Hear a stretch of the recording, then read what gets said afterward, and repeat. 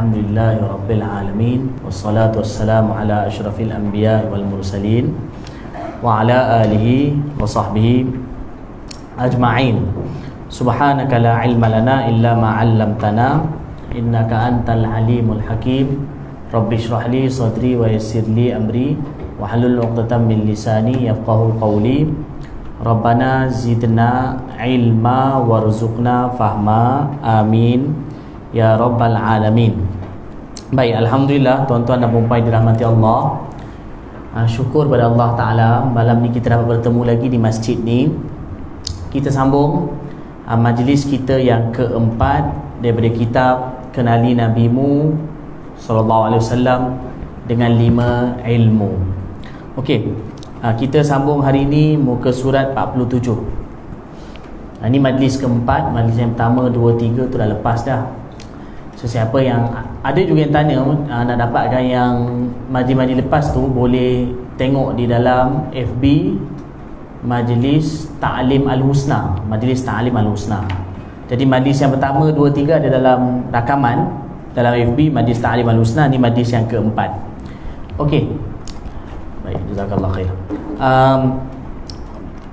Okey, seperti mana kita sedia maklum, ni pengajian kitab ni iaitu menyentuh berkenaan dengan Nabi SAW berdasarkan daripada 5 ilmu. 5 ilmu tersebut ialah ilmu sirah, ilmu syama'il, ilmu dalail, ilmu fadail, dan akhir sekali ilmu khasa'is. Cuma dalam kitab ni mula-mula terangkan dahulu ilmu syama'il dulu, kemudian terangkan yang kedua ilmu dalail. Nanti baru masuk ke depan ilmu-ilmu yang lain. Okey, baik. Dalam ilmu yang dalail ni, ilmu dalail ni dia dibahagikan kepada 3. Ilmu yang berkaitan dengan dalil-dalil dan bukti kerasulan Nabi Muhammad SAW. Maka pengarang kitab ni bahagikan kepada 3. Pengarang kitab ni bahagikan kepada 3. Okey, yang pertama ialah irhas. Irhas tu kita dah baca dah. Irhas ni maksudnya perkara luar biasa yang berlaku sebelum daripada baginda SAW disampaikan wahyu kerasulan. Itu dipanggil irhas. Nombor 2 ialah mukjizat. Dalam dalail, nombor 2 ialah mukjizat. Mukjizat ni maksudnya perkara luar biasa yang berlaku pada Nabi SAW selepas ataupun yang berkaitan dengan Nabi selepas baginda SAW disampaikan wahyu. Maknanya daripada Nabi usia 40 sampai Nabi SAW berusia 63 tahun. Itu nombor 2. Nombor 3 ialah apa ni, bagi karamah, karamat atau karamah Nabi SAW. Ia juga macam berupa perkara-perkara yang berlaku selepas kewafatan Nabi SAW yang mana berkaitan dengan Nabi juga, atau berkaitan dengan umat Nabi SAW, yang mana ia adalah merupakan karamah. Baik. Oh, warna merah.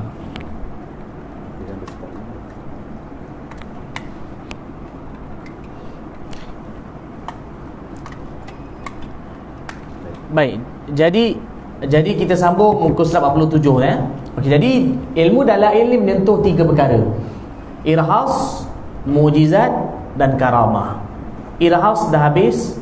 Sekarang kita masuk mukjizat dan nanti kita akan datang bab karamah. Okey, tengok muka surat 47.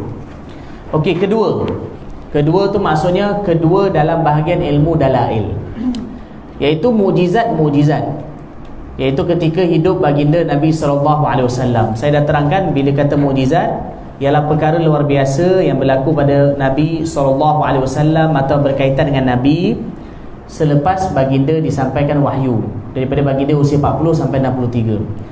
Dan ini terbahagi kepada dia terbahagi kepada 2 bahagian lah. Okay, yang pertama, apa yang terzahir pada tubuh baginda SAW yang mulia. Maknanya perkara luar biasa tu memang terzahir pada diri Nabi sendiri, pada tubuh Nabi SAW sendiri. Yang kedua, apa yang luar dari tubuh baginda SAW yang mulia. Maksudnya dia berlaku luaran, bukan pada tubuh Nabi. Tetapi juga mukjizat Nabi. Dia berlaku luaran, bukan pada tubuh Nabi, tetapi juga mukjizat Nabi SAW. Dan ini pula terbagi pada 2 bahagian. Yang nombor 2 ni terbagi pada 2. Satu yang berkaitan dengan tubuh badan Nabi, mukjizat pada tubuh Nabi. Yang kedua ialah mukjizat pada luaran tubuh Nabi. Yang pada luaran tubuh Nabi ni terbagi pada 2. Yang pertama ialah mukjizat dari sudut Al-Quran dan ma'nawi. Mukjizat yang berbentuk Al-Quran dan juga mukjizat ma'nawi. Mukjizat dari segi perkara-perkara yang dia tak boleh nak diterangkan, tak boleh nampak dengan mata kepala. Dia kadang-kadang ada perkara luar biasa tu kita nampak dengan mata kepala, tapi ada kadang-kadang dia berbentuk perasaan, makna. Okey, jadi apa dia? Tengok contoh dia, mukjizat dari sudut Al-Quran dan ma'nawi. Okey, dia benar-benar mukjizat yang berbentuk abstrak.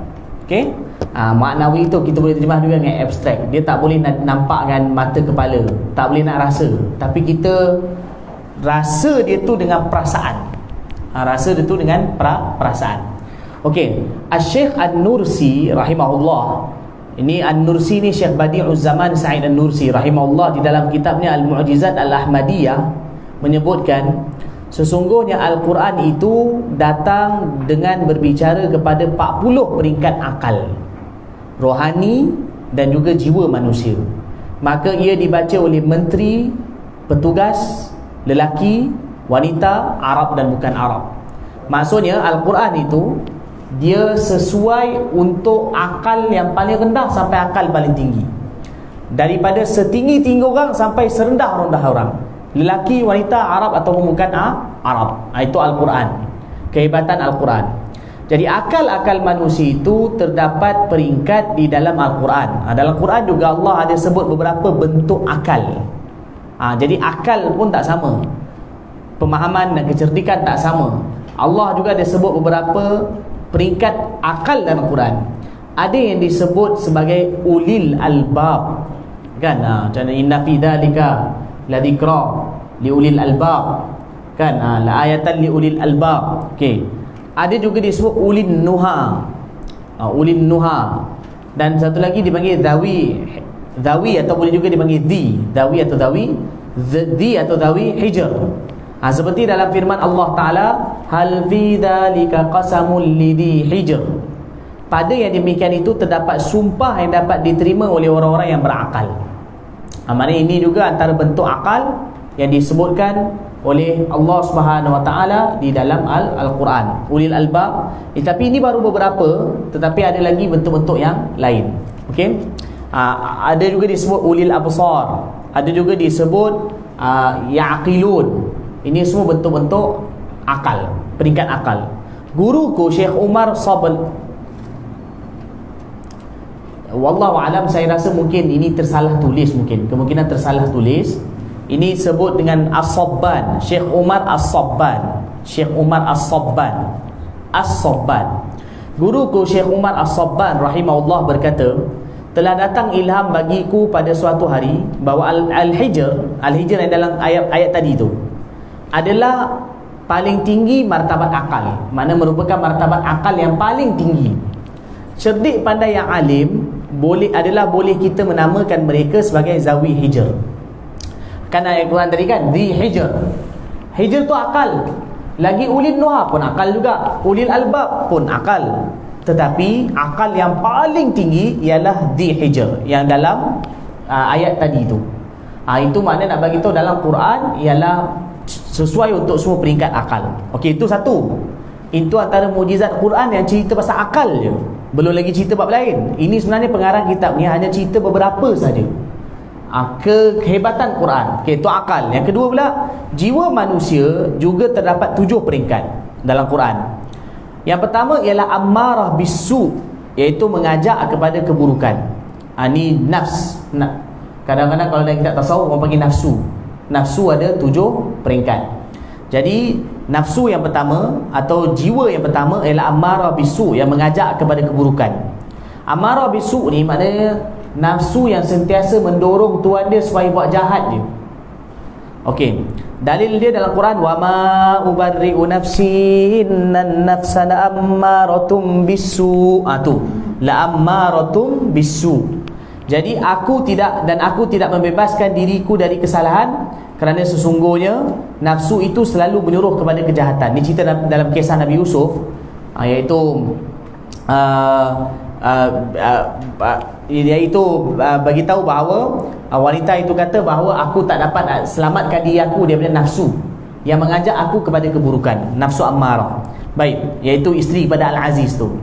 Kan isteri Al-Aziz tu dia nak cuba melakukan perkara tak baik dengan Nabi Yusuf AS. Tapi Allah selamatkan Nabi Yusuf AS, baginda Nabi. Tapi akhirnya dia mengaku bahawa dia salah. Selepas dia mengaku, dia kata macam ni, bahawa dia kata nafsu aku mengajak kepada keburukan. Tapi akhirnya dia bertaubat. Baik. Jadi maqam ni, maqam nafsu ini ialah dipanggil masih maqam tertipu. Maksudnya tertipu di sini mudah tertipu. Itu maksud dia. Warnanya hitam. Warna nafsu ni ialah para ulama tulis dia berwarna hitam.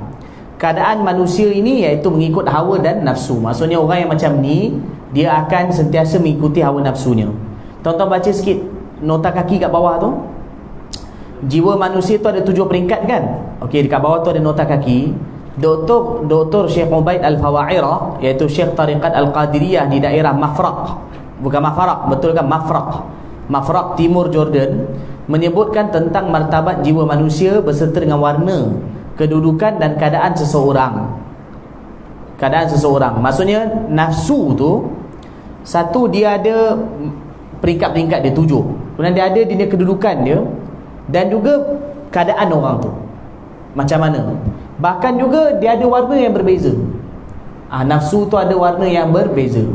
Tapi ini perkara yang bukan boleh nampak dengan mata kepala.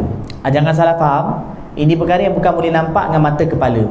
Tapi Nabi ada bagi tahu dalam hadis. Ini bukan pandai-pandai ulama buat ni, tetapi ada dalil dalam hadis. Nabi SAW bagi tahu dalam hadis yang kita biasa dengar, hati manusia ni asal bersih. Mafhum hadis? Bila satu orang buat satu dosa, satu titik hitam terlekat kat hati dia. Kalau dia taubat, hilang. Tapi kalau dia buat, datang balik titik hitam tu. Tapi kalau dia terus buat, akhirnya hati dia semua hitam kerana maksiat. Tapi kalau kita scan, memang tak nampak. Kalau orang tu scan, mana orang nampak. Ni tak nampak. Jadi warna yang dimaksudkan di sini ialah warna yang tak boleh nampak dengan panca indera, tak boleh nampak dari segi hisi, tetapi dia berbentuk maknawi. Itu tadi yang disebut tadi, dia berbentuk abstrak, tetapi dirasai kesan dia pada orang tu. Ahlullah. Orang ahlullah kadang dia tahu. Bila duduk maka dia dapat rasa. Lagi-lagi Nabi SAW lagi Allah singkapkan. Tapi kadang ahlullah juga Allah singkapkan bila duduk dengan orang tersebut. Okay, baik. Hadis sebab itu warna nafsu begini iaitu hitam. Kenapa? Sebab memang buat maksiat. Jadi terlekat titik hitam begitu banyak. Okey, nafsu yang kedua ialah okey, tak apalah, itu yang bawah tu kita sambung yang nombor 2. Nafsu yang kedua ialah nafsu al-lawamah. Lawamah ni ialah, kalau terjemah dia, nafsu yang mencela, yang sentiasa mencela ataupun mengeji. Allah berfirman wala uqsimu bin nafsil lawamah. Wala uqsimu bin nafsil lawamah, dan aku bersumpah dengan jiwa yang amat menyesali dirinya sendiri. Ni nafsu lawamah ni dia atas sikit daripada nafsu tadi. Dia ada baik sikit daripada nafsu tadi. Maqam dia masih lagi tertipu. Mana orang tu sentiasa tertipu dengan hawa nafsu dia, warna dia hitam. Tapi dia lebih baik daripada nafsu yang pertama tadi. Nafsu yang pertama tu memang teruk betul. Nafsu yang kedua, dia masih lagi melakukan kesalahan, tapi kadang-kadang ada menyesal. Nafsu yang pertama tadi memang tak menyesal langsung, buat jahat macam mana pun tak menyesal. Nafsu yang kedua ni dia buat jahat tapi kadang-kadang ada menyesal. Maka nafsu tu dipanggil lawamah. Lawamah ni maksudnya bila dia buat jahat, kadang nafsu tu macam mencela. Kenapa kau buat jahat? Sebab itu dipanggil lawamah, nafsu yang mencela ataupun yang mengkeji. Okey, tapi masih lagi orang tu masih melakukan maksiat selalu. Nafsu yang ketiga adalah nafsu al-mulhamah, yang memberi. Ni bukan terima memberi, betul kan? Yang diberi ilham. Nafsu al-mulhamah iaitu nafsu yang diberi ilham, bukan memberi, betul kan? Yang diberi. Nafsu yang diberi ilham, bukan yang memberi, yang diberi ilham. Okey, Allah berfirman fa'alhamaha fujuraha wa taqwaha. Maka Allah mengilhamkan kepada nafsu itu jalan kefasikan dan ketakwaan. Jadi lafaz dia mana? Lafaz dia ada alhamaha. Alhamaha tu mana? Allah bagi ilham. Allah bagi ilham perkara baik dan perkara buruk pada nafsu. Jadi ada nafsu yang dipanggil nafsu al-mulhamah. Makam dia ni ialah makam asrar atau makam rahsia-rahsia. Ini macam mana nak jelaskan, ni benda yang rumit nak dijelaskan. Cuma bila disebutkan makam dia ni makam rahsia-rahsia, maksudnya ia akan ilham itu ialah diberi oleh Allah Ta'ala dalam rahsia Allah Subhanahu Wa Ta'ala. Warna dia ni merah. Ni pun tak nampak lah warna dia tu, tapi merah. Keadaan manusia ni, para pendidik memberi perhatian kepada muridnya seperti perhatian ibu kepada bayi. Maksudnya nafsu jenis macam ni ialah perlu dibimbing. Itu point dia. Nafsu ni perlu dibimbing. Kalau dibiar, dia akan jahat. Tapi kalau dibimbing, dia akan baik. Maka sebab tu dia ada dua-dua. Sebab tu Allah sebut nafsu yang ni kadang-kadang diilhamkan benda baik, kadang diilhamkan benda yang tak baik. Kerana tu nafsu ni perlu dibimbing. Maka ini merupakan jiwa yang paling berbahaya kepada manusia, iaitu peringkat barzakh, iaitu pemisah yang memerlukan kepada seorang guru murabbi untuk membimbingnya ke jalan seterusnya. Maksudnya nafsu ni perlu dibimbing oleh syekh ataupun oleh guru yang mentarbiah. Oleh kerana keadaan dirimu masih di peringkat permulaan, maka dirimu memerlukan kepada seorang guru yang boleh membimbingmu dan bergerak dengan perjalanan menuju Allah Ta'ala. Guru itu dari ahli yang merawat jiwa. Secara umum yang boleh dikatakan syekh tarikat, syekh tarikat ataupun syekh tarbiyah. Syekh yang tarikat ataupun syekh tarbiyah. Syekh tarikat lebih khusus, syekh tarbiyah umum. Maksudnya syekh yang mana yang dia menjaga dirinya dan membimbing anak murid dia ke arah jalan kebaikan. Maka ini dipanggil nafsu yang nombor 3 ni, nafsu mulhamah, kan? Zaman sekarang nak cari syekh macam tu pun susah. Tapi syekh tarbiyah mudah dicari. Syekh tarikat yang benar-benar ada tapi tak banyak. Ada tapi tak banyak. Syekh tarbiyah adalah mudah ditemui. Maknanya yang sentiasa mengajak ke arah kebaikan. Secara umum kita boleh katakan bahawa para ulama mereka ialah merupakan syekh tarbiyah secara umum. Maka kerana itu ilmu agama dan juga agama ialah perlu didapati dengan tarbiyah daripada para ulama ataupun daripada orang soleh. Sebab itu tuan-tuan dan puan, satu saya nak sentuh satu perkara. Agama ni dia bukan dapat hanya dengan sekadar cerdik. Setakat cerdik semua orang boleh dapat cerdik. Maksud saya iaitu kalau setakat nak dapat ilmu dengan membaca, banyak orang boleh dapat ilmu dengan baca. Benda dunia pun boleh baca, agama pun boleh baca. Ada kadang orang genius, dia baca apa-apa kitab, semua baca, faham teringat. Banyak orang cerdik macam tu. Tapi apa beza di antara orang yang mana dia berada di bawah bimbingan guru, dia belajar, dengan orang yang tak berada di bawah bimbingan guru? Antara perkara yang paling jelas dapat dilihat ialah adab. Adab. Kadang ada orang, sebab tu kadang-kadang orang yang walaupun cerdik tapi tak ada adab binasa. Tapi orang yang kalau kurang cerdik tapi ada adab, maka dia berjaya. Tapi kalau dia cerdik, ada adab, maka lebih lagi hebat. Jadi dia perlu kepada mulazamah ataupun suhbah, berdamping dengan guru-guru yang soleh, guru-guru yang baik, yang mentarbiah. Sebab itulah kadang-kadang contoh ada pengajian, pusat pengajian agama. Pusat pengajian agama yang mengambil berat tarbiyah antara guru dengan anak murid tak sama kesan dengan pusat pengajian agama yang setakat pergi balik. Tak sama. Tuan-tuan, kita semua boleh lihat kesannya, dia tak sama. Kita sambung.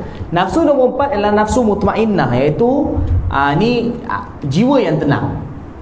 Iaitu Allah berfirman dalam Al-Quran, ya ayyatuhan nafsul mutmainnah, hai jiwa yang tenang ataupun hai nafsu yang tenang.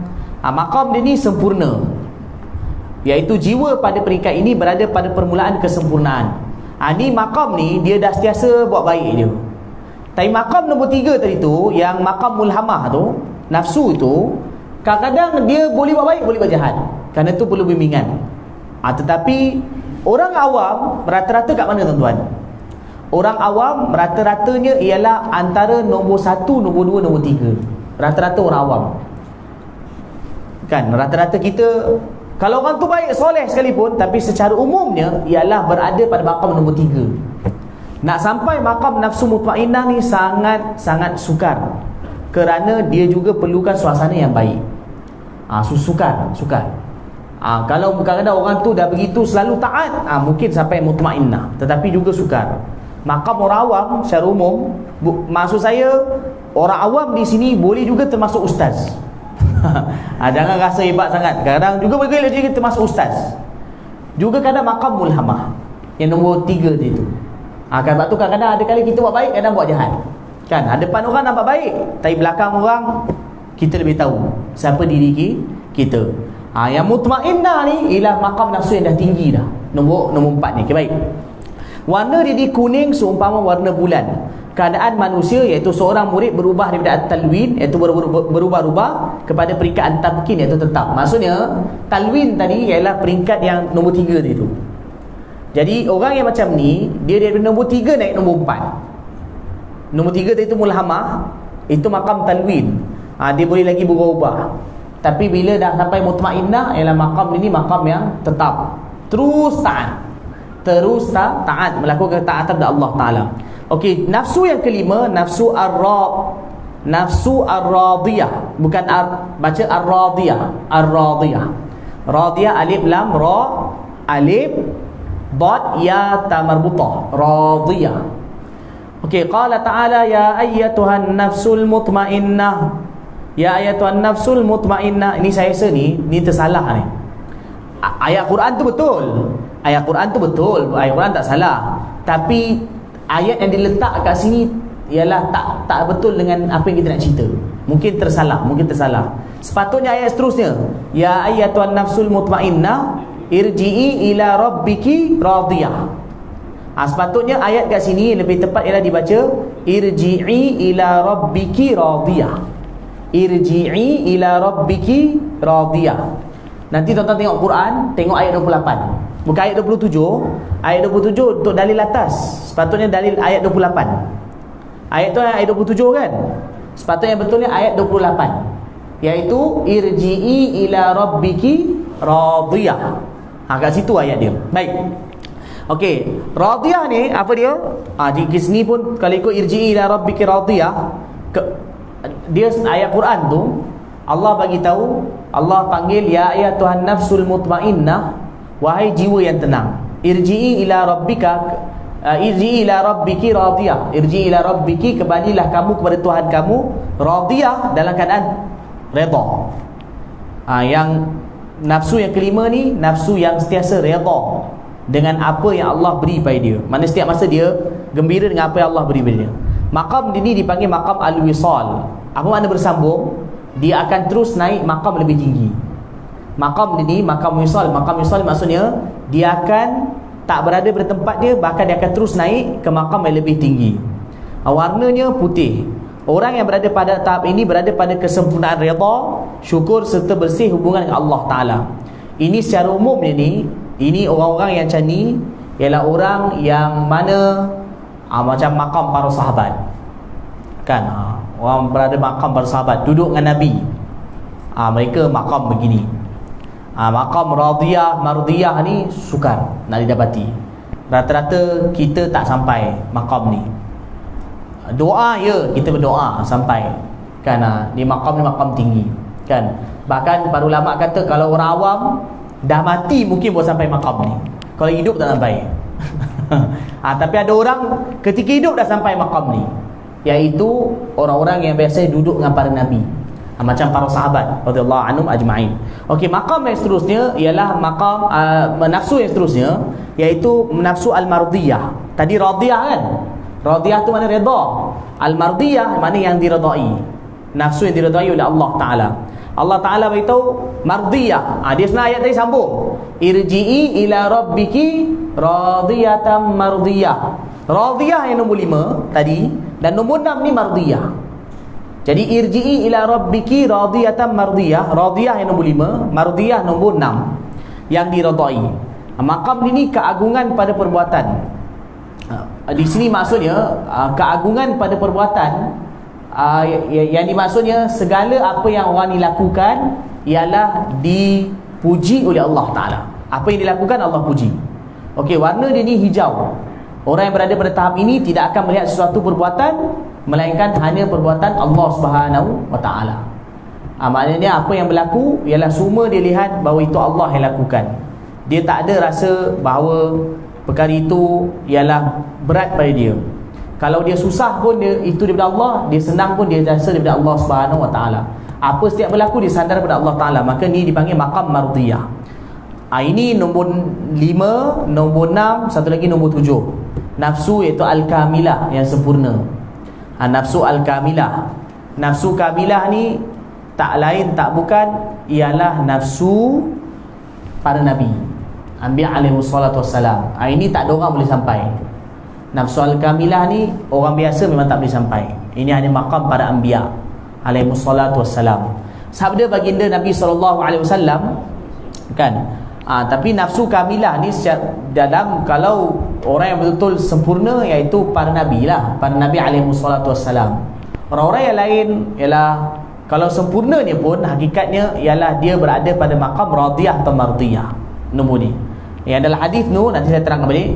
Okey, sabda baginda Nabi SAW, orang lelaki yang sempurna itu ramai.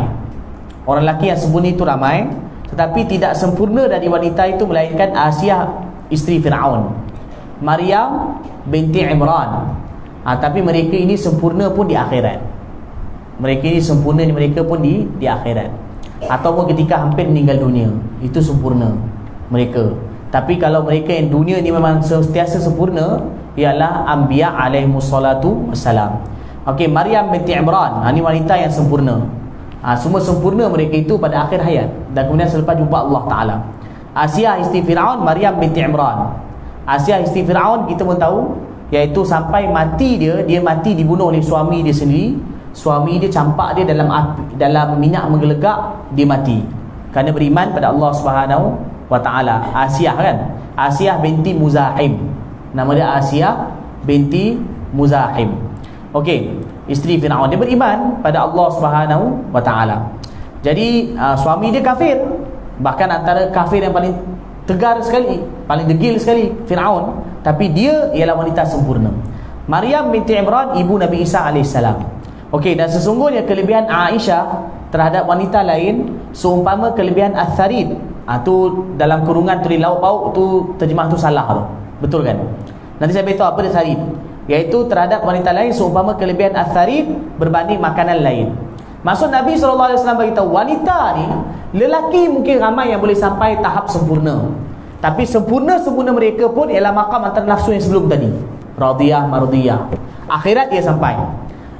Akhirat, kalau semua orang dah tengok apa yang alam akhirat, semua nafsu dia kamilah.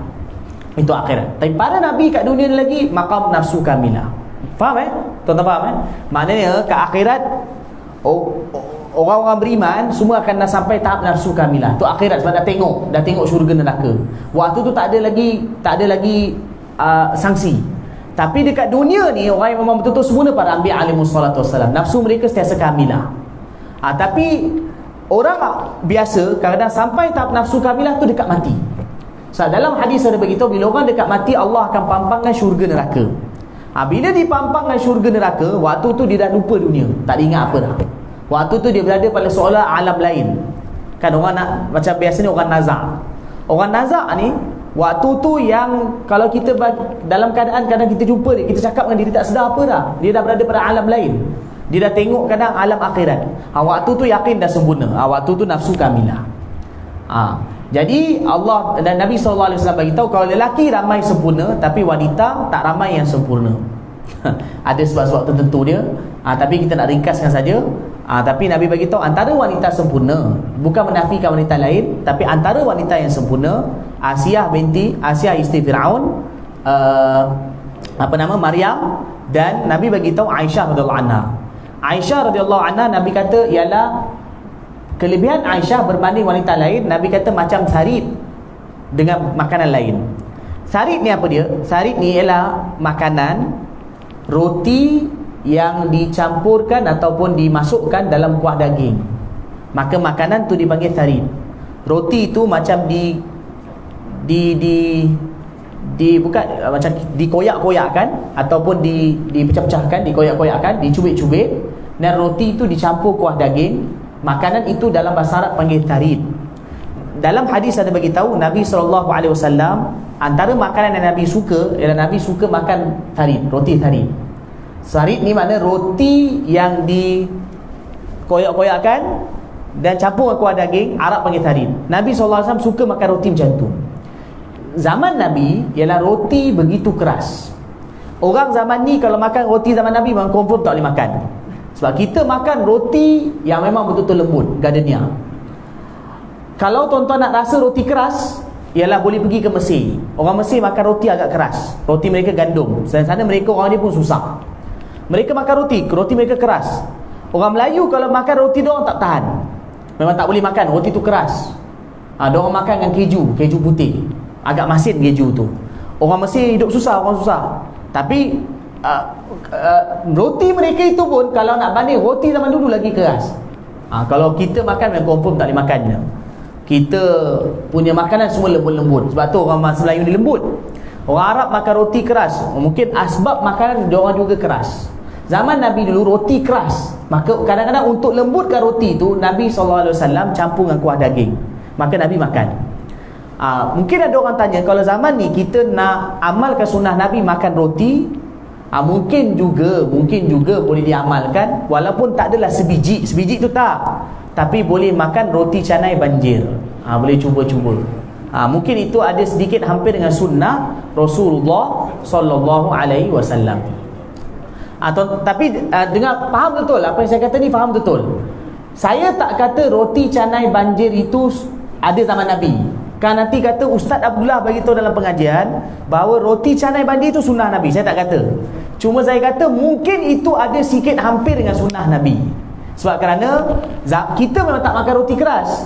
Kita punya roti lembut, roti canai. Tapi kalaulah mungkin nak dekat sikit dengan sunnah Nabi, kalau kita dah makan roti canai, koyak-koyakkan roti canai itu, kemudian campur kuah daging. Kan, pesan dengan mamak kan, campur kuah daging. Mamak tu giling kepala sampai nanti sampai dal juga sampai. Walaupun tuan-tuan pesan kuah daging. Kan, kedai mamak kan, itu selingan saja. Kadang kedai mamak tuan-tuan kata apa pun dia angguk kepala. Tapi sampai yang tu juga, yang biasa dia orang minta. Okey, baik. Tapi maksudnya mungkin boleh minta roti campur dengan kuah daging, insya-Allah niat amalkan sunnah. Makan roti banjir. Kuah dia kuah dah daging. Baik, sambung. Ialah kadang-kadang ada kuah kari kambing apa kan, minta lah. Maka campurkan, mudah-mudahan itu dekat dengan sarit. Walaupun kita tak makan roti keras macam zaman Nabi SAW. Baik, sambung. Jadi Nabi kata, jadi oleh kerana sarit tu makanan yang Nabi paling suka, maka Nabi buat perbandingan. Nabi kata Aisyah ni macam sarit. Aisyah macam sarit berbanding makanan lain. So makanan lain tu lagi kurang sedap atau lagi kurang disukai, maka Aisyah ni lah wanita paling baik. Itu maksud dia.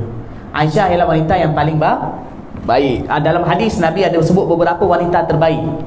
Nabi sebut beberapa hadis, Nabi sebut wanita paling baik 4 orang.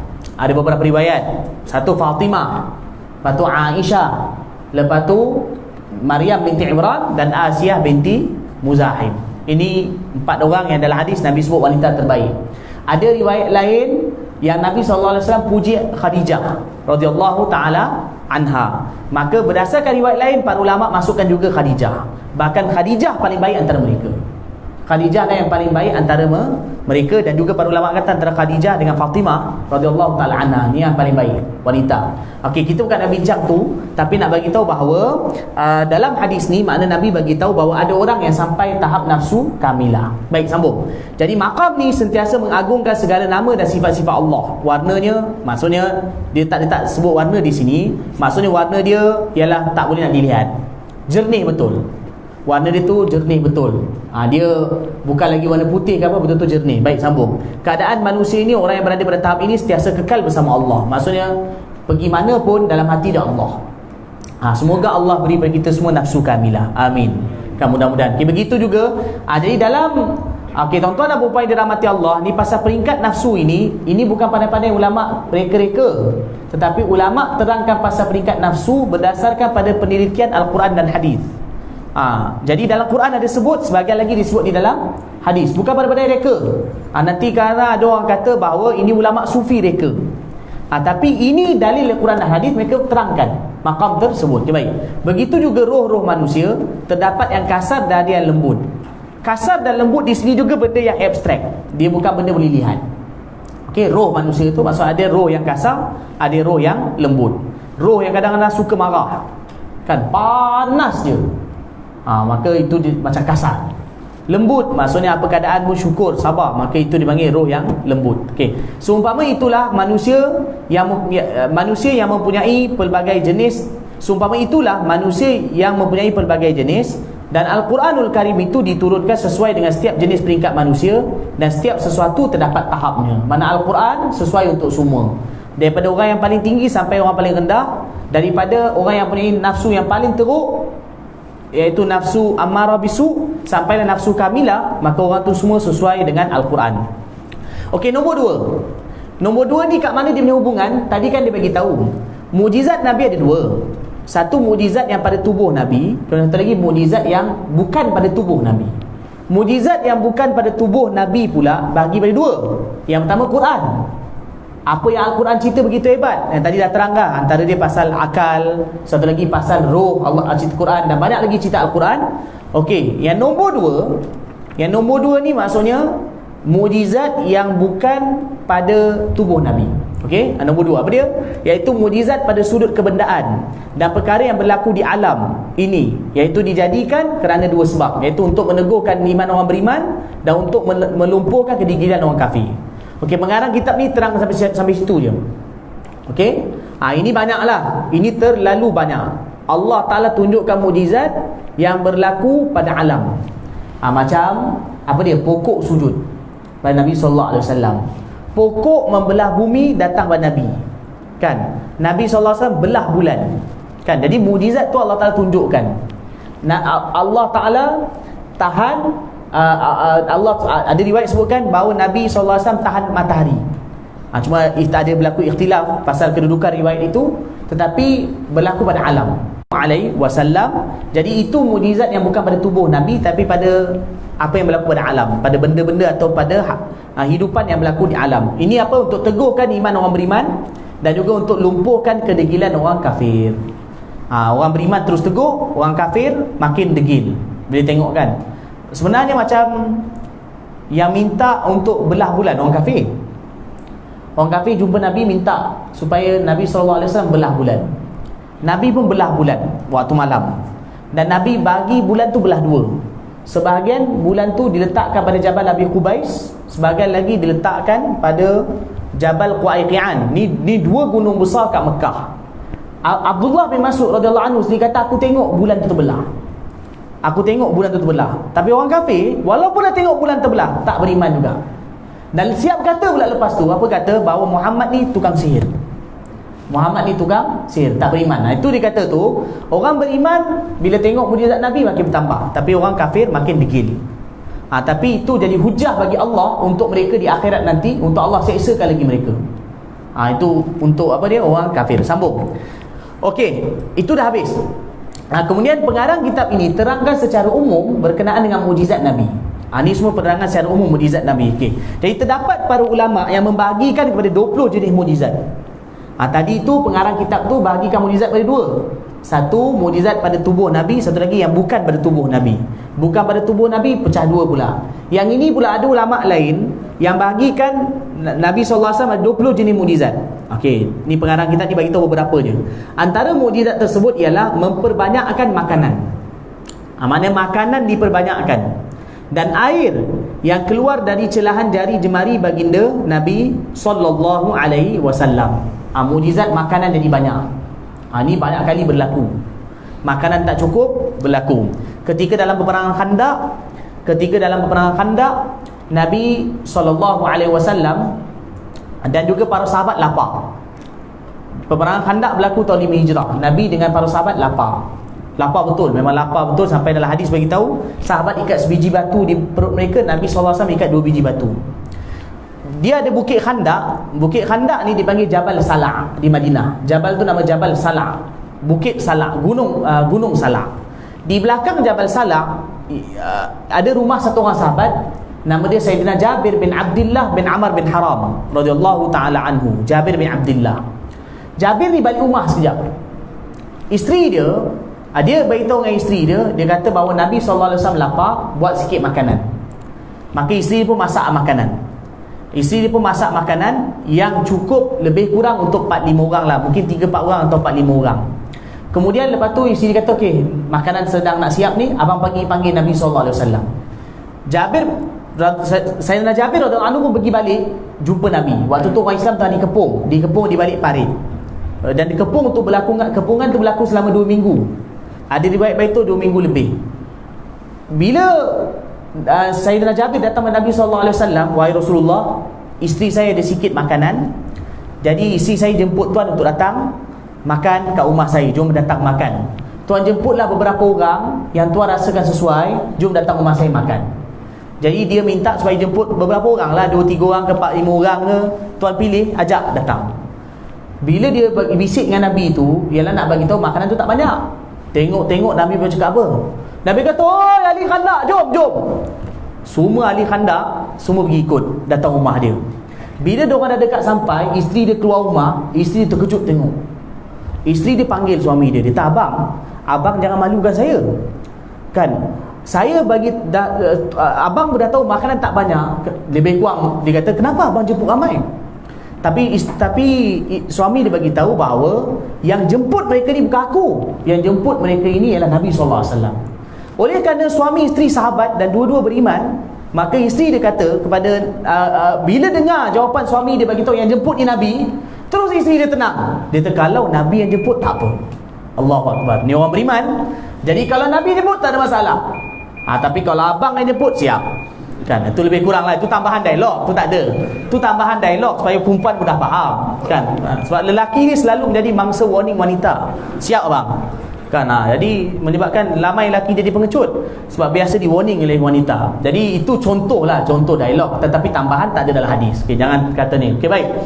Jadi dia kata kalau Nabi yang jemput tak apa. Maka apa berlaku? Lepas tu Nabi bagi tahu, bila kau bagi tahu dengan isteri kau, pesan dari isteri kau, makanan yang dimasak tu, dia punya periuk tu jangan angkat daripada tungku dia. Dan juga roti tu bila kau dah bawa keluar daripada pembakar roti, jangan tutup, jangan buka. Jadi makanan tu jangan angkat dari tungku, dan roti tu juga kau ambil dan tutup. Ambil tutup, hantar macam ketempayan kan masak.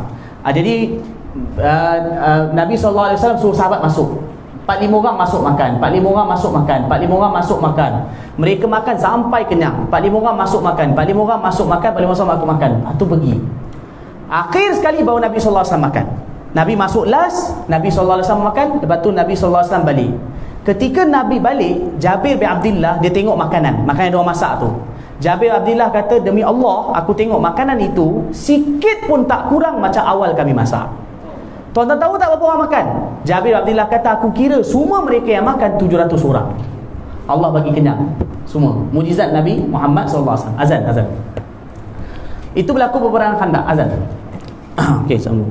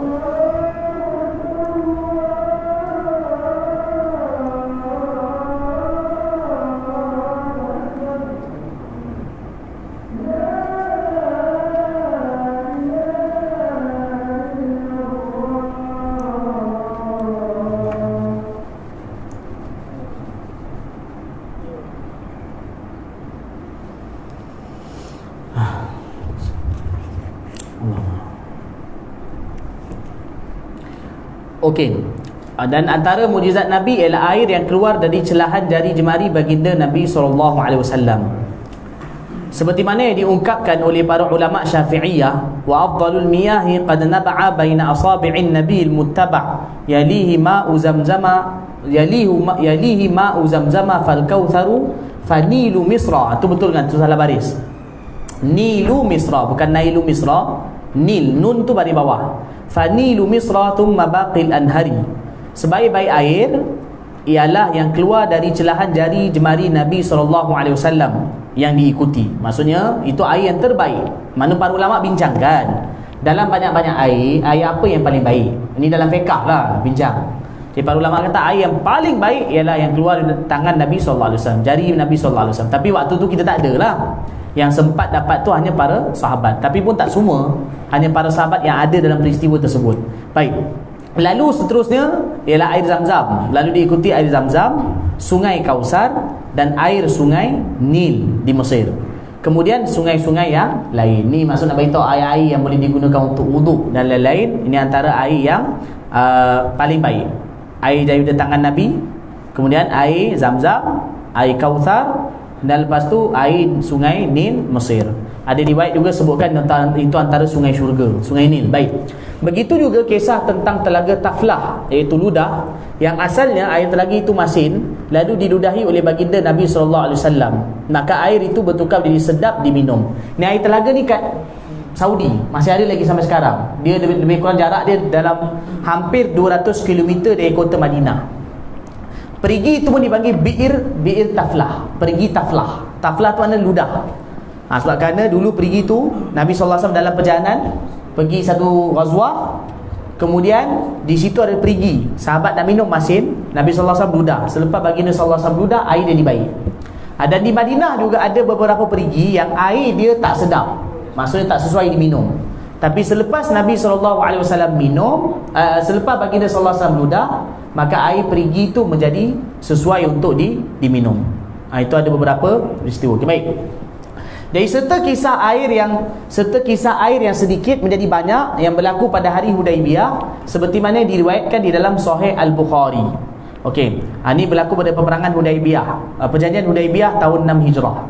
Daripada Sayyidina Jabir bin Abdullah radhiyallahu anhu, beliau berkata, para sahabat radhiyallahu anhum terasa dahaga pada hari Hudaibiyah, dan di hadapan baginda Nabi SAW terdapat sebekas air. Lalu baginda SAW berwuduk, dan para sahabat radhiyallahu anhum duduk menghampiri mengelilingi baginda SAW. Mana diorang semua tunggu belakang Nabi. Maka Nabi SAW bertanya, kenapa dengan kalian? Mereka menjawab, kami tiada air untuk berwuduk dan juga untuk minum, melainkan apa yang ada di tangan Tuan. Maksud kami tengah tunggu air kat depan Tuan ni. Kami tak ada air ni. Yang ada air Tuan seorang dekat dalam bekas tu. Dalam riwayat terberitahu bekas daripada kulit. Dekat depan Nabi waktu tu Nabi berwuduk, dia ada bekas air sikit, mungkin besar tu ke besar tabung tu ke, daripada bekas kulit. Nabi SAW berwuduk daripada bekas kulit tersebut. Baik. Jadi mereka menjawab, kami tak ada air untuk berwuduk dan juga untuk minum, melainkan apa yang ada di tangan Tuan. Lantas baginda Nabi SAW mencelup tangan baginda ke dalam bekas tu, lalu menyebabkan air memercik, ataupun terjemah air terpancar lah. Kalau terjemah air terpancar lebih sesuai. Lalu menyebabkan air terpancar dari celahan jari baginda SAW seumpama mata air. Lalu kami minum dan berwuduk. Maknanya Nabi SAW celupkan tangan Nabi dalam bekas tu, lepas tu Nabi keluarkan. Daripada jari Nabi keluar air, macam air pipe. Keluar dari jari Nabi macam air pipe. Para sahabat semua datang berkerumun, ambil air itu untuk minum, sebab waktu tu para sahabat begitu dahaga, dan juga mereka gunakan air itu untuk berwuduk. Aku, iaitu perawi, bertanya, berapakah jumlah bilangan kalian waktu tu dalam peristiwa tu? Beliau menjawab, jika bilangan kami 100,000 orang, nescaya mencukupi buat kami. Kalau kami 100,000 pun cukup. Maksudnya ketika itu kami berjumlah 100. Ni tak kena ni, kalau hadis tu tak ada 115. Sekejap.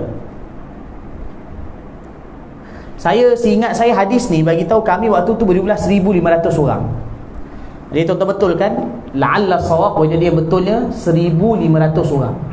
Ini mungkin tersalah tulis. Kami waktu tu berjumlah 1,500 orang. Alfun wa khamsumi'ah. Alfun wa khamsumi'ah. 1,500 orang. Waktu tu kami berjumlah 1,500 orang. Sebab dalam perjanjian Hudaibiyah berlaku ikhtilaf di kalangan ulama. Berapa orang yang ikut perjanjian Hudaibiyah?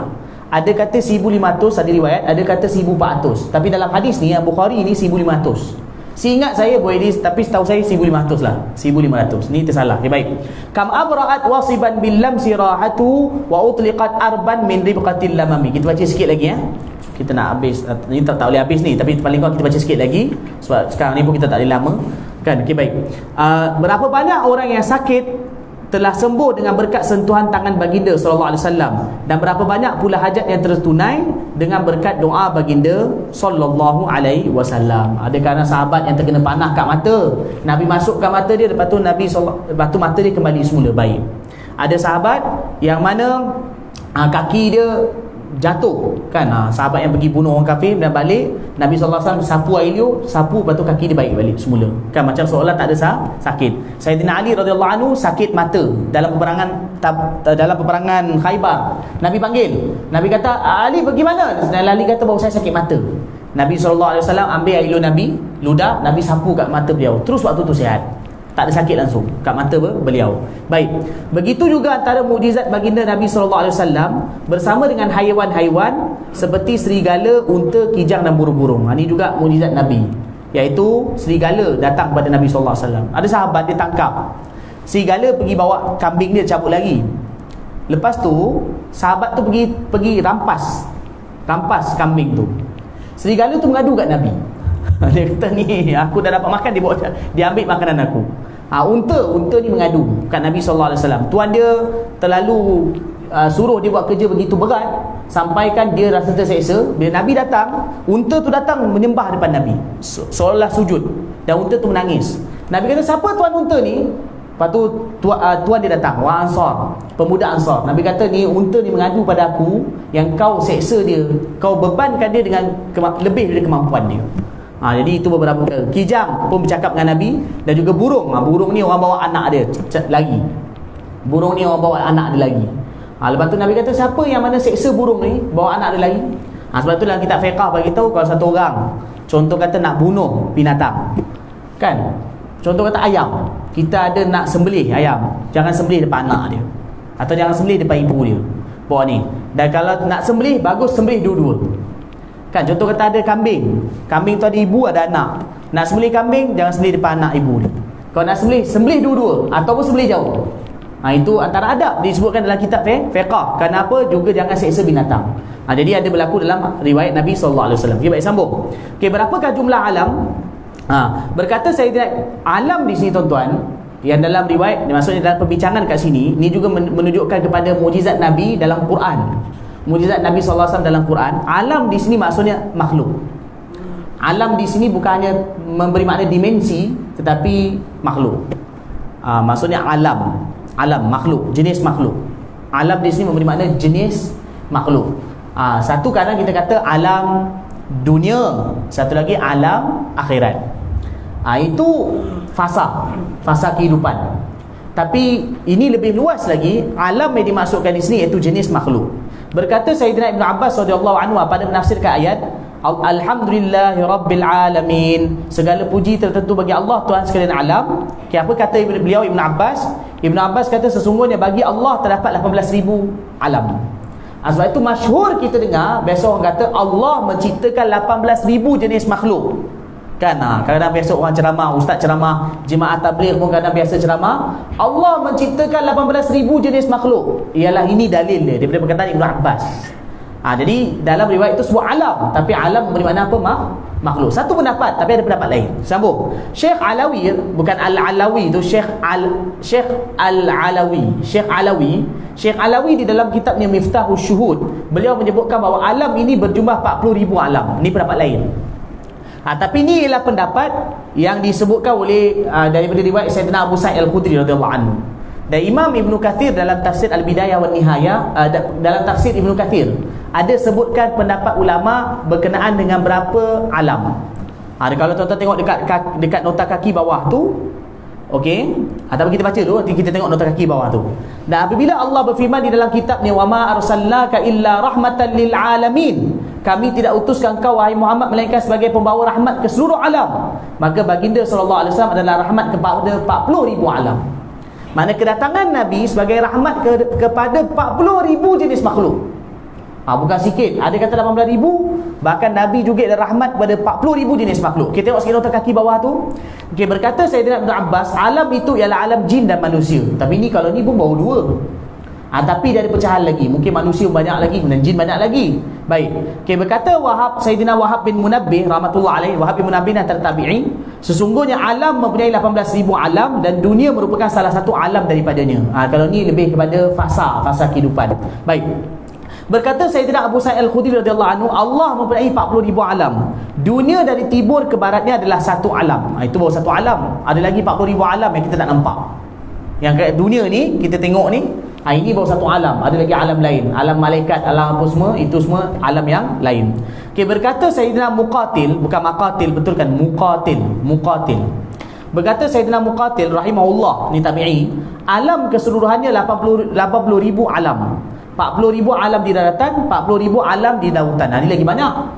Maknanya ada 40,000 jenis makhluk di laut daratan, 40,000 jenis, dan 40,000 jenis makhluk di lautan, daratan dan lautan. 40,000. Baik. Diriwayatkan oleh Ar-Rabi' daripada Anas radhiyallahu anhu, daripada Abu Aliyah, berkata, jin merupakan satu alam, manusia satu alam. Ini baru 2. Selain daripada itu, bagi bumi terdapat 4 penjuru. Setiap penjuru mempunyai 1,500 alam yang mereka diciptakan untuk beribadah kepadanya. 1,500 dah 4, 6,000 alam. Dan ada jin, manusia kan. Kalau kita tengok kat lautan ni, Allah Maha tahu. Tapi katalah kalau kita kata alam itu memberi makna jenis makhluk, ikan dia ada puluh ribu jenis. Ikan je. Jin Allah Maha tahu lagi banyak, kita tak nampak. Malaikat Allah lagi tahu berapa banyak. Jadi kalau ulama yang mengatakan sampai 40,000 atau 18,000, itu bukan mustahil. Sebab kerana kita ni pengetahuan kita cetek, kita tahu sikit je, banyak lagi benda kita tak tahu.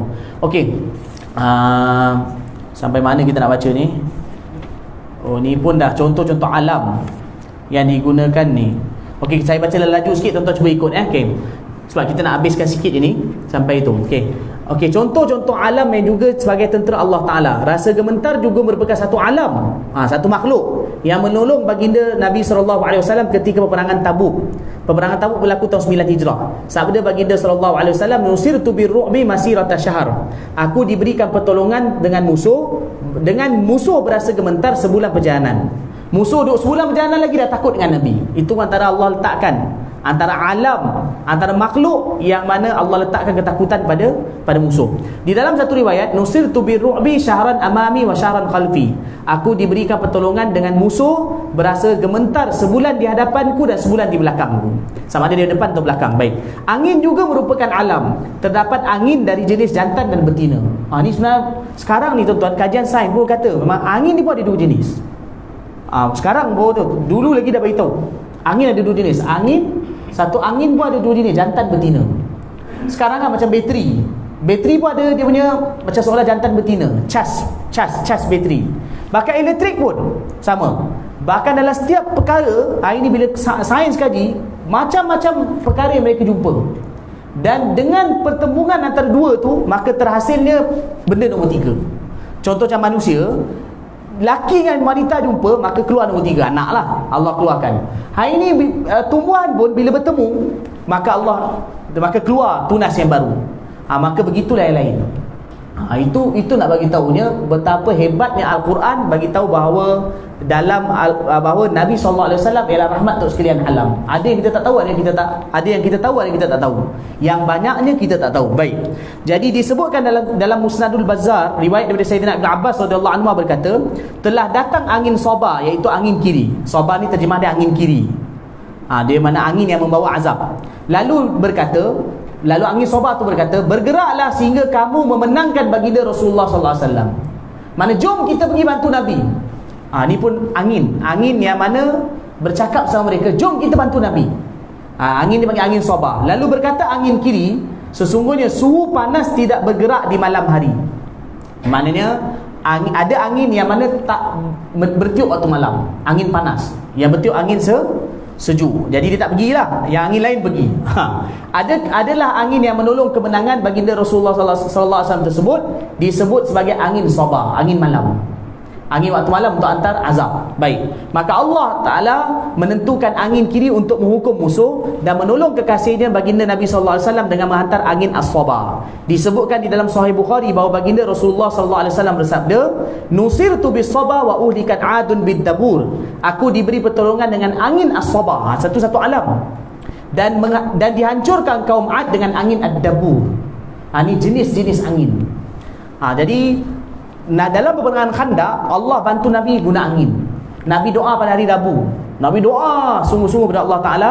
Kemudian lepas tu Nabi kata, Allah bagi tahu kepada aku, Allah akan bantu. Nabi kata malam ni Allah akan hantar bantuan. Pada malam tu Allah hantar angin kuat. Angin yang malam tu punya kuat yang bertiup sampaikan kuda pun terbang. Kuat betul malam tu, angin sejuk. Dan Nabi bagi tahu dengan sahabat, bila angin malam ni tiup, jangan ada yang bangun. Jangan ada antara kamu yang bangun pada malam tersebut. Maka sahabat waktu tu bila angin tiup, sahabat semua duduk kat bawah. Tapi orang kafir habis diterbangkan. Kemah mereka, kuda mereka diterbangkan. Esok tu diorang surrender, mengaku kalah. Pertolongan tu Allah bagi pada hari Rabu. Dan Khamis malam, macam contohnya Khamis malam, maksudnya hari Rabu, Khamis malam tu Allah hantar kemenangan. Baik, sambung. Jadi perbezaan antara jenis-jenis angin, para ulama membezakan antara dua jenis angin. Angin ada lagi dua jenis, iaitu angin ar-rih, iaitu angin yang menghancurkan, dan angin ar-riyah. Dua-dua ada dalam Quran. Dalam Quran Allah sebut ar-rih dan Allah sebut ar-riyah. Angin yang tak baik dipanggil ar-rih, angin yang baik dipanggil ar-riyah. Allah menyebutkan di dalam kitabnya bahawa ar-riyah itu sebagai membantu proses pendebungaan. Allah berfirman, wa arsalna ar-riyaha lawaqih. Kami utuskan ar-riyah. Ar-riyah itu sejenis angin sebagai membantu proses pendebungaan. Allah sebut awal lagi dah. Ini saintis kaji. Kan bila angin bertiup bawa daun-daun tunas apa dipanggil tu? Bunga punya sperma tu, macam kita panggil ni, kemudian dia terbang dan dia melekat pada bunga yang lain, maka terhasillah tunas. Kan, jadi dikawinkan. Nah, hari ni saintis mereka, orang yang dalam bahagian dalam tanaman, kan, orang yang bergiat dalam tanaman, mereka kawinkan antara tumbuhan dan lahir. Hari ni orang kawinkan durian. Benda tu Allah beritahu dalam Quran dah. Dulu Allah hantar pakai angin. Allah Ta'ala Maha Kuasa. Okay, baik, sambung. Sikit lagi kita habis sampai sebelah tu. Jadi angin ini juga sebagai pembawa berita gembira. Wa min ayati ayyursilar riyah mubashiratin. Di antara tanda-tandanya diutuskan ar-riyah sebagai pembawa berita gembira. Jadi ar-riyah itu pun angin, tapi angin baik. Angin yang menyebabkan bunga kahwin. Okey, dan juga angin yang mana digunakan untuk bawa berita gembira, dinamakan ar-riyah. Satu lagi rih. Okey, manakala di sebalik itu pula disebutkan ar-rih sebagai angin kencang yang menyejukkan. Ini angin azab. Allah berfirman, wa amma 'adun fa uhliku birihin sarsarin 'atiyah. Dan adapun kaum 'Ad, mereka dibinasakan dengan angin taufan yang sangat sejuk. Allah tengok lafaz tu, rih. Tak guna riyah tapi guna rih. Ini pun antara makhluk Allah. Daripada Sayyidina Umar radhiyallahu anhu, aku mendengar baginda Rasulullah sallallahu alaihi wasallam bersabda, "Innallaha azza wa jalla khalaqa alfa ummah, 600 minha fil bahr wa 400 fil bar. Fa inna awwala halaki hadhihi al-ummati al-jarad. Fa idza halaka al-jarad tataba'at al-umam ka nidham as-silki." Okey, Sayyidina Umar kata apa? Sesungguhnya ini Nabi SAW bersabda, Sayyidina Umar bagi tahu, sesungguhnya Allah Azza wa Jalla menciptakan 1000 umat. Boleh juga diterjemahkan dengan 1000 jenis makhluk. Allah Ta'ala menciptakan 1000 jenis makhluk. Tapi tuan-tuan, jangan salah faham, ini bukan spesifik. Boleh jadi maksud 1000 ni kat bumi, tapi ada lagi kat lain, kan, kat tempat lain. Yang ini kadang-kadang bila Nabi bagi tahu dalam hadis sekian-sekian bilangan, kadang-kadang bilangan itu tak spesifik, tak menafikan yang lain. Faham? Jadi jangan salah faham pula. Kalau Nabi bagi tahu 1000, macam mana Ibn Abbas boleh kata 18,000? Tuan-tuan, Ibn Abbas bukan orang yang tak reti, pandai-pandai mengeluarkan pendapat. Sebab kadang-kadang dalam hadis bila beritahu satu bilangan ialah bukan spesifik. Kadang-kadang Nabi beritahu 1000 tapi tak menafikan lebih. Faham? Macam Nabi kata orang Islam ada orang Islam lain Nabi beritahu 5. Tapi ada tempat lain Nabi beritahu 6. Tapi sebenarnya kalau kita kira banyak lagi. Jadi bila dalam hadis kalau diberitahu bilangan ialah kadang-kadang bukan spesifik. Kerana tu ada pendapat sampai kata 18 ribu, ada kata sampai 40 ribu, ada kata sampai 80 ribu berdasarkan pada ilmu yang Allah bagi kepada mereka masing-masing. Baik. Jadi Nabi pernah bagi tahu, Nabi kata Allah ciptakan 1000 jenis makhluk. 600 darinya dalam laut, 400 di daratan. Cukup 1000 lah kan. 600 kat laut, 400 daratan. Maknanya di laut lebih banyak berbanding kat daratan. Sesungguhnya pertama kali, alah macam mana terjemah ni? Sesungguhnya yang pertama, terjemah yang tu lah. Sesungguhnya makhluk yang pertama, tu lebih mudah difahami. Sesungguhnya makhluk yang pertama sekali akan dihancurkan dari umat ini ialah belalang. Ialah belalang. Apabila belalang dihancurkan, maka akan diikuti oleh umat-umat lain. Umat lain maksudnya makhluk-makhluk lain seumpama urutan benang. Betul kan? Wayar tu makna benang. Ini sebenarnya tuan-tuan, zaman Sayyidina Umar radhiyallahu anhu, orang beritahu Sayyidina Umar radhiyallahu anhu lama tak jumpa belalang.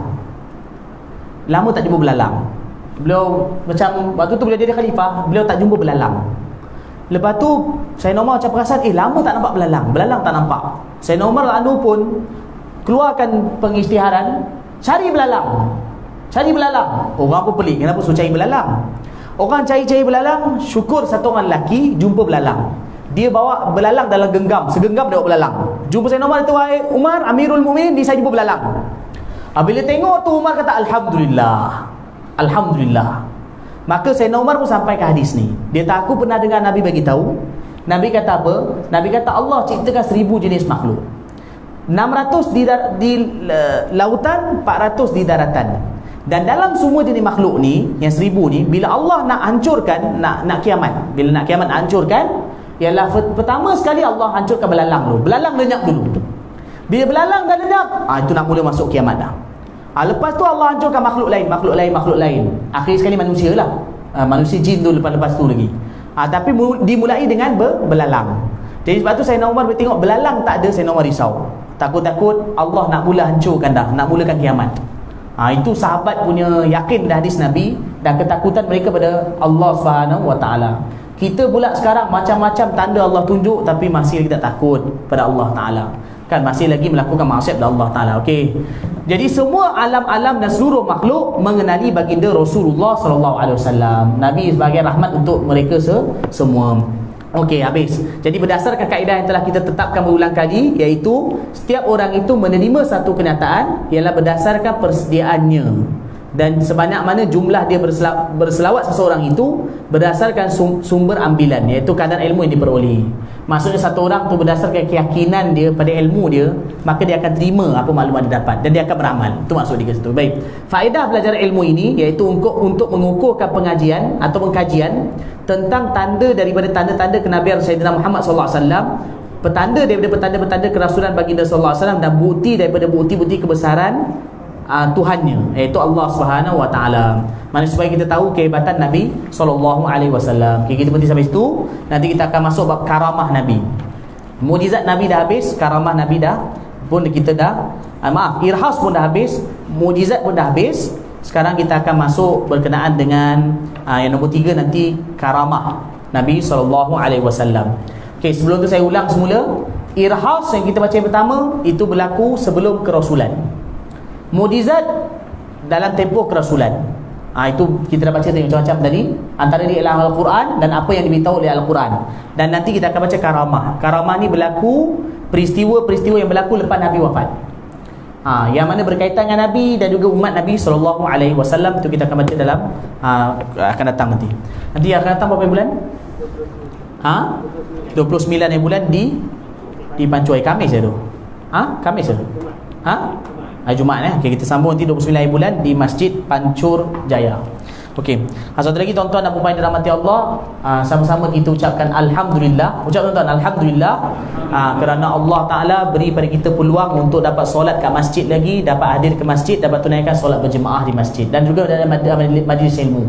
Di semua negeri lain satu Malaysia tutup ataupun dihadkan, tapi Negeri Sembilan dia masya-Allah negeri yang khusus beruntung kita dinamakan Darul Khusus.